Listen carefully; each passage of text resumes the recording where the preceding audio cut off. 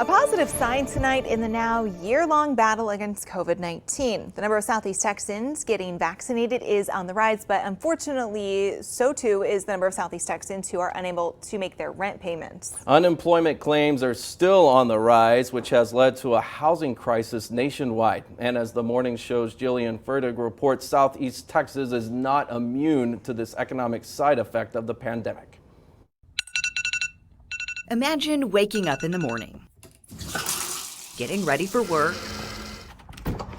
and heading in for another day at the office. Then coming home at the end of the day, gathering around the family dinner table.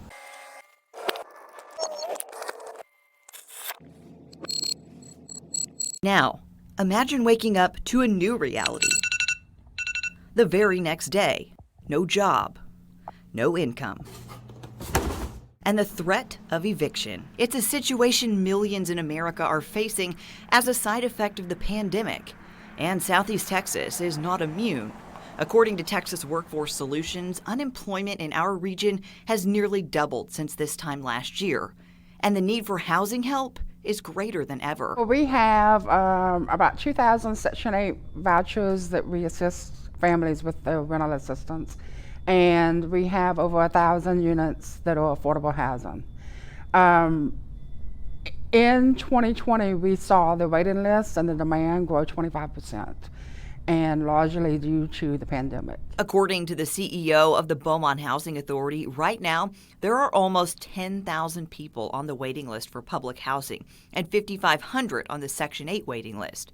No new names have been added to the Section 8 list since August of 2019 due to high demand.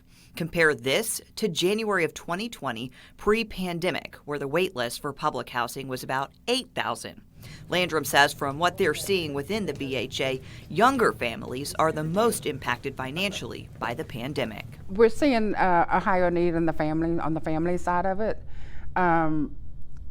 largely because those are the ones that are working, that have seen a decrease in income. So a lot of people, they have lost their jobs. They've had to take pay cuts. I mean, that's just everybody across the country. But here specifically in the Beaumont Housing Authority, do you have numbers or a percentage of how many of your tenants have faced that? By our guesstimate, there's about 75% of our working clientele that have seen a loss in income due to the pandemic. So what does 75% look like? Well, to put it into perspective, let's let these represent 32 properties within the BHA. 24 tenants have reported a loss in income. Public housing rent is based on income. Most of our funding comes from the rents that tenants pay. That means the BHA has had to adjust and lower rent rates, pulling from the agency's funds, leading to further strain. We did receive an allotment of CARES Act funds last year, and we used those funds to help offset any losses that we've had. For now, renters are protected from eviction, but that could change next month. The moratorium is only extended through March of 2021, and our fear is that we're going to see a large increase in people needing housing because they've been evicted. That temporary nationwide halt on residential evictions is set to expire. That's coming up March 31st. Now, the Beaumont Housing Authority is reminding its renters and renters everywhere around the nation that the moratorium in place is not a free pass to skip out on paying rent. Back rent will then have to be paid.